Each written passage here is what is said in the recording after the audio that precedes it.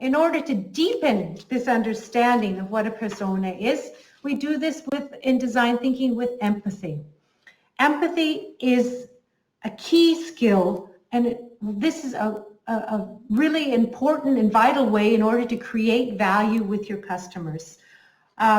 We can create that connection when we put ourselves in their shoes. As Jörg said in the beginning, this is a vital element in working with this design thinking. And here I'd like you to imagine one or several of your users. Now, for our workshop exercise here, you don't have a group of users in your mind. I mean, that's just not the way it works. If you do, that's great. But for the purpose of this exercise, I'd like you to imagine one user that you know, and you think about this user or your client or your customer in terms of their experience with your product or service. Okay, you visualize this person in your mind, because we're going to go forward and we're going to deepen our understanding of this customer or user and look at, let's say, the experience from a emotional perspective. This is an empathy map canvas, which is a very useful tool and one of my favorite tools for trying to understand how customers really tick. So we use empathy, cognitive empathy, to question your own assumptions of what users really want. I think that's really important, because empathy is the route to finding the right answer to our questions about what our customers really need. Is it with the app? Is it speed? Is it accuracy? Is it ease of use? Is it simplicity? What is it?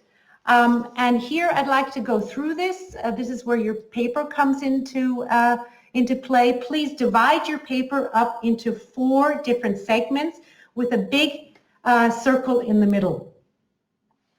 And we're going to go through these elements one by one. And I invite you, while thinking about your user, to fill in the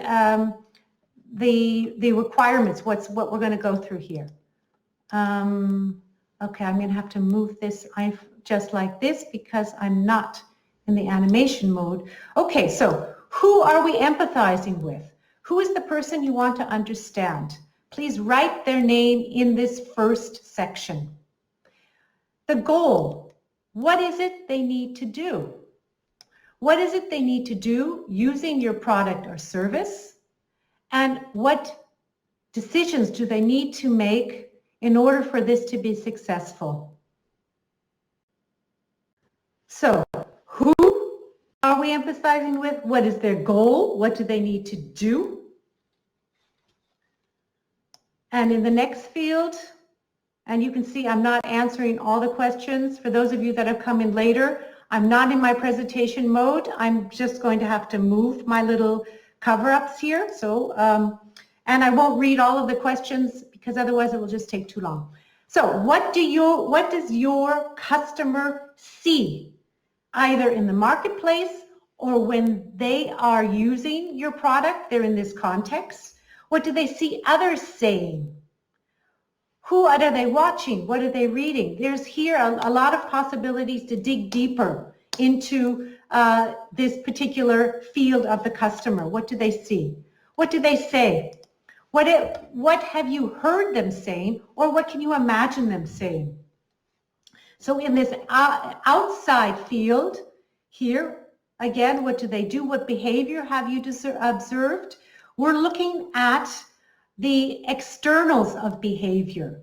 So they're externals. What do they hear? What do they hear others saying? And before we move into the middle of the big head, this is, by the way, an empathy map created by Dave Gray, the author of Game Storming. And then we go into the head. What do they think and what do they feel? And this is really good for talking about pains and gains. So what are the pains or the fears that your particular user has in this experience while using one of your products. What are their gains? What are their hopes? What are their wants?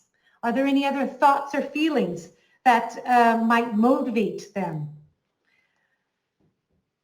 And here we would then use this and validate this with customer research. So this stays a type of documentation, or this is the beginning of documentation, where we then validate with our stakeholders, is this something that is valid for them, or for that, again, it's then a group of targeted users, because you can't design for everyone. If you try to design for everyone, you design for no one. So we always have one or two per product segment, either the personas or the empathy maps, or both. You can also combine them. That works very well. So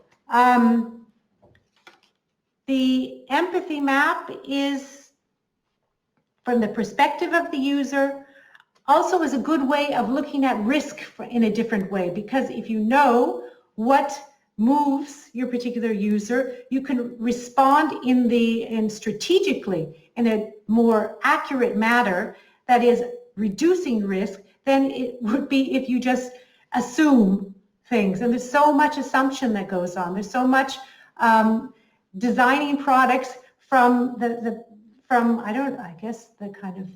developer's perspective. And what we need to do is we need to pull in the perspective of who they're designing for. And using an empathy map and a persona are excellent and really inexpensive ways of doing so. Of course, you can always augment this with surveys and with user group data, but in this case, I wanted to show you a really easy way to start with this type of tools. So if we, what I'd like to now open up the chat. Where do you see, how do you see creating value with something like an empathy map or a persona? Would you use it? Do you use it?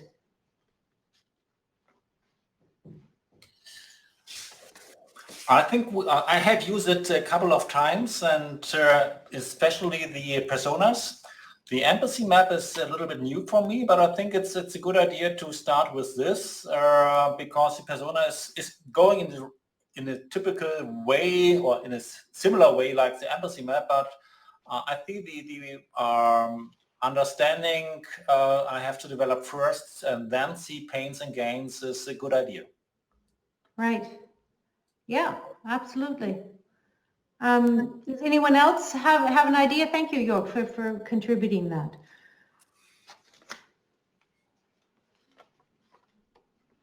Yeah, it's a different way of thinking about things. I realize that it's very. We start from the person. It's a human-centered strategy, which is what design thinking is. And what I think is exciting about combining this with agility is the ease of use, and something that I'll look at when we go on, that how to create these or how to use these tools and integrate them into an agile development process. Some of the takeaways here would be the jobs of the personas and empathy maps. Really important to make sure the team remembers who they are designing for. There's a rather famous story about Fiero chocolates, the Swiss chocolate manufacturer, and he was run by the Mr. Fiero, and he had a persona called Victoria, and he was really famous for always pulling in Victoria into all of his conversations about asking if this would be something that Victoria would like, Victoria would buy, and became kind of like a catchphrase in the company for any type of new product. That was always, they went first, the go-to was to go to Victoria and to see how she would respond. You see, it wasn't exactly Victoria, but she was based on user research, where it was then, they had a very good data-based decision-making platform in order to decide which new chocolate products to roll out or not. So the persona or the empathy map is kind of like an emblem that it would always be added to. So you would keep the persona, the empathy map alive by adding to, adjusting information as it came in, as you continued in the process. So it's not just a one-time thing. It's something that would change according to the data that you had. Another important aspect of the persona or the empathy map is that it creates a shared or more precise understanding for talking about the user and abstract items like emotions. Now, we all know it's difficult to talk about emotions. On the other hand, emotions are the drivers for purchases. The emotions are the drivers for satisfaction. If you have a happy client, you have a client that talks about your product or your service with others. This is essential, and in these days of social media, extremely important. That's why using these types of tools in order to uncover both the pains and the gains is so valuable. And it really helps us. It is the route to helping us find the right answers to our questions about, are we designing the right thing? So when making these design strategy decisions, the functionalities that would most benefit a persona should inform the features that will be implemented and prioritized.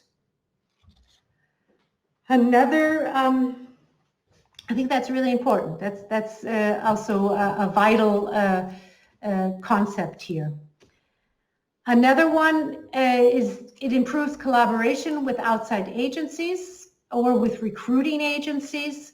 If you need to recruit for user research, which you don't have to do. I mean, there's lots of ways to do this otherwise.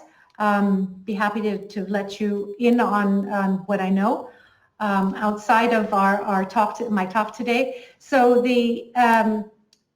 the persona, you can, instead of talking about what you think your user wants based on sales, based on this, you can actually use the persona as a type of emblem, which makes then a much richer set of data for an outside, for example, advertising agency in order to direct then, for example, then advertising in a more precise and deliberate way.